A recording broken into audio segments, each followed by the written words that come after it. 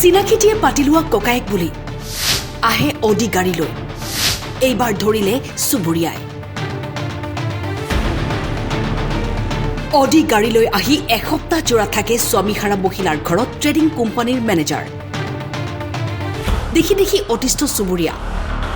স্বামী ঘৰৰ পৰিয়ালক আকৌ চিনাকি দিয়ে পাতি লোৱা ককায়েক বুলি ৰাইজৰ লগতে পৰিয়ালৰ লোকৰ হল সন্দেহ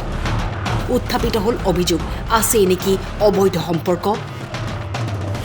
তিনিচুকীয়া জিলাৰ কাকপথাৰৰ হাঁহখাটি গন্ধৈগুৰি গাঁৱৰ ৰাইজ যুৱ সংঘ গাঁওৰক্ষী বাহিনীৰ লোকে দুয়োকে ধৰিলে হাতে লুটে চলালে জেৰা থাকিবলৈ দিয়াটো ভুল হ'ল নিদো থাকিবলৈ আজি পা আহিলে নাহিলে হৈ গ'ল হয় নাই নাহিলে হৈ গ'ল মিছা মিছা তেওঁ জানো মই মিছা আৰু মোৰ জানো মই মিছা মই কেতিয়াও সঁচা কথা কোৱা নাই পুৰুষজনৰ পৰিচয় বিচৰাত ডিব্ৰুগড় ট্ৰেডিং কোম্পানীৰ মেনেজাৰ কৃষ্ণপ্ৰসাদ ভূমিজ বুলি পৰিচয় দিয়ে স্বামীহাৰা মহিলাৰ ঘৰত সপ্তাহজোৰাকৈ থকাৰ উদ্দেশ্য কি ৰাইজে কৰিলে প্ৰশ্ন ভৱিষ্যতে এই অঞ্চলত খোজ নিদিয়াৰ প্ৰতিশ্ৰুতিৰে এখন পত্ৰত স্বাক্ষৰো কৰিলে পাতি লোৱা ককায়েকে আৰক্ষীৰ উপস্থিত হৈ তদন্ত কৰিছে প্ৰকৃত সত্য কি কোন সঁচা কোন মিছা পৰৱৰ্তী সময়তহে জানিব পৰা যাব কাৰ অভিযোগ সত্য বোৱাৰী হয় মোৰ এইজন আহি পেলানি মানে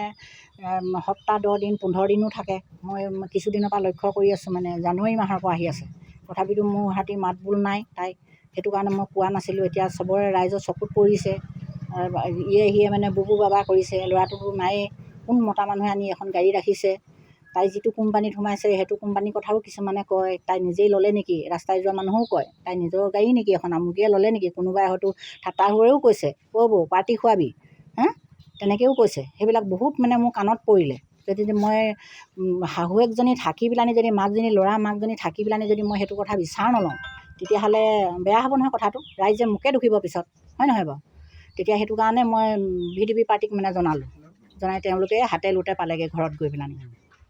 মানে মানুহজন মই 6 মাহে হ'ল আৰু মুঠতে এতিয়া এই জানুৱাৰী মাহৰ পৰা বেছিকৈ থাকিবলৈ ধৰিছোঁ বোৱাৰীৰ লগত আপোনালোকৰ সম্পৰ্ক এতিয়া নাই নেকি এতিয়া নাই আমাৰ কি জনাব আৰক্ষীলৈ আৰু আৰক্ষীলৈ মানে আমাৰ ওপৰত মানে যেতিয়া নেকি VDP পাৰ্টি মানে গোটালত মানে এতিয়া উল্টা এতিয়া আমাৰ মানে পৰিয়ালৰ মানে প্ৰশাসনত দিছে আপোনালোকৰ ওপৰত কেছ দিছে আপোনাৰ বোৱাৰী আমাৰ যি 4 তাৰিখ শনিবাৰে আমাৰ গন্ধগুৰি হাঁহখাটি গাঁৱৰ মানে ঘৰত এজন অচিনাকি ব্যক্তি থাকে বুলি আমাৰ তেখেতসকলৰ ঘৰৰ পৰিয়ালবৰ্গই আমাক অভিযোগ দিয়ে তাৰ সন্দৰ্ভত আমি গাঁৱৰ যুৱ সংঘ VDP আৰু গাঁৱৰ সমাজে গৈ আমি তেখেতসকলৰ ঘৰলৈ গৈছিলোঁ তাত সিহঁতক আমি আৰু ডিব্ৰুগড়ৰ কৃষ্ণ ভূমিজ প্ৰসাদ তেখেতক আমি হাতে লোটে পালোঁ আৰু এই কথাত আমাৰ গোটেই সমাজখনে তেখেতলোকক এটা বিচাৰ কৰি দিছিলে তেখেতসকলৰ এটা কুকৰ্ম যিটো আমাৰ প্ৰায় আগৰ পৰা সন্দেহ উপজি থাকে যে প্ৰায় এনেকুৱা অচিনাকি ব্যক্তিয়ে নাৰী দেহৰ লগত জড়িত বুলি আমাৰ গোটেই সমাজ ব্যৱস্থা গৈ তেখেতৰ ওচৰত মানে এটা প্ৰতিশ্ৰুতিবদ্ধ কৰি তেখেতসকলক মানে এটা মীমাংসা কৰি দিছিলে এই কুকান্ত চক্ৰটো ওপৰত আমাৰ ৰাইজে ভৱিষ্যতে তেনেকুৱা নহ'ব বুলি সকলো আলোচনা দিহা পৰামৰ্শ দি তেখেতলোকক এটা ভাল সমাধান কৰি দিয়া হৈছিলে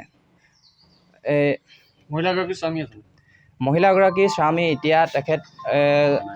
নাই মৃত্যু হৈছে তেখেতে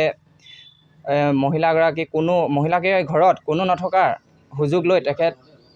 8 দিন 9 দিন প্ৰায় থাকে বুলি আমাক তেখেতৰ পৰিয়ালবৰ্গই জানিব দিছিল সেই হেতুকে আমি গৈ তেখেতলোকক মানে 4 তাৰিখ শনিবাৰে আমি তেখেতলোকক পাইছিলোঁ এইটো প্ৰায় জানুৱাৰী ফেব্ৰুৱাৰীৰ পৰা আহি থাকে বুলি আমাৰ সিহঁতৰ পৰিয়ালবৰ্গই আমাক জানিবলৈ দিয়ে অভিযুক্ত পৰিয়ালৰ সৈতে আমি কথা বতৰা পাতিছিলোঁ তেখেতৰ ৱাইফে আমাক জানিবলৈ দিয়ে যে আমাৰ হাজবেণ্ডে ট্ৰেডিং এফেক্সৰ কিবা কোম্পানীত বোলে কাম কৰে কিবা গ্ৰুপ টিমৰ লিডাৰ বুলি কৈছিলে তেখেতে আমাক আৰু তেখেতে য'ত আছে তেখেতৰ ইনফৰমেশ্যনটো ভালকৈ দিয়া নাই মোৰ তেখেতৰ ৱাইফে কয় যে কিছুদিনৰ পৰা সন্দেহ আছিল বুলি মোৰ হাজবেণ্ডৰ ওপৰত কিছুদিনৰ পৰা সন্দেহ আছিল বুলি আমাক জানিবলৈ দিয়ে কাকপথাৰৰ পৰা ৰাজকুমাৰ শৰ্মাৰ ৰিপৰ্ট টাইম 8।